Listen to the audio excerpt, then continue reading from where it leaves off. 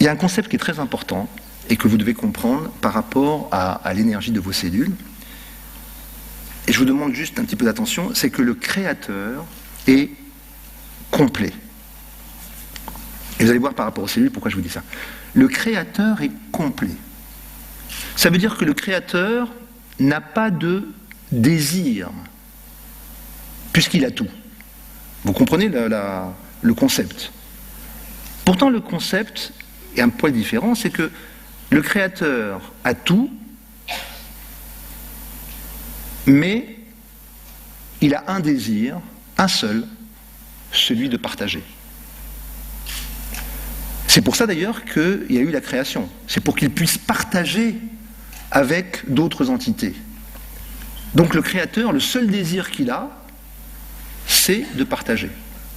Alors en mathématiques spirituelles kabbalistiques, qu'est-ce que ça veut dire? Que le seul désir du créateur, c'est de partager. Ça veut dire que si vous n'avez pas de désir, vous privez le créateur du seul désir qu'il peut avoir. Si vous n'avez pas de désir, c'est carrément un court-circuit métaphysique. Grosso modo, vous privez le créateur du seul plaisir qu'il a. Et il ne peut pas vous satisfaire sans que vous le demandiez. Parce que n'oubliez pas, vous êtes venu ici pour exprimer votre libre arbitre. Vous avez demandé, en vous incarnant, le libre arbitre. Donc même le créateur ne peut aller au-delà de votre volonté de ne pas avoir de désir. Il ne peut pas vous satisfaire quand vous ne demandez pas, parce qu'il ne peut pas aller contre votre volonté, parce que ça serait un viol métaphysique. L'absence de désir est un grand court-circuit en Kabbale. Et on va même plus loin, et ça les cellules sont les gardiens de cette énergie. Ne pas avoir de but est carrément dangereux. Pourquoi? Parce que vous êtes là pour grandir, vous êtes là pour évoluer, vous êtes là pour résoudre des problèmes, vous êtes là pour vous forcer, vous êtes là pour évoluer, vous êtes là pour grandir, devenir une âme adulte, de plus en plus spirituelle. Quand vous n'avez pas de but, la vie va vous en créer un. C'est comme la soupe.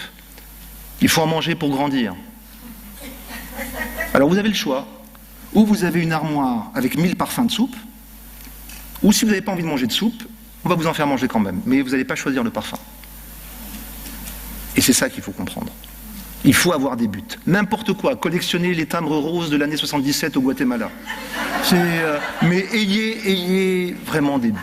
C'est très important de réellement avoir ce genre de connexion. On dit que quand on passe de l'autre côté, il y a le gardien du ciel qui demande à voir vos cicatrices.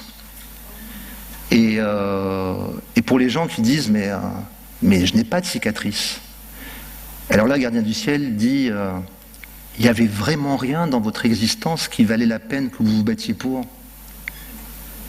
Et c'est ça qu'il faut comprendre. Il y a toujours quelque chose à faire. Il y a toujours un objectif. Il y a toujours un but à atteindre. Sinon, les cellules ont une programmation divine qui donne une alerte. On va se casser une jambe. On va avoir une sciatique. On va avoir mal au ventre. On va avoir. Il faut avoir des buts parce que l'absence de but, ça amène quelque chose que je ne veux même pas évoquer ici, ça amène une autre programmation qui est justement s'occuper à faire quelque chose. Et il vaut mieux s'occuper dans les objectifs de notre choix. En fait, les événements, nous les attirons, nous les subissons, ça dépend si nous sommes cause ou effet.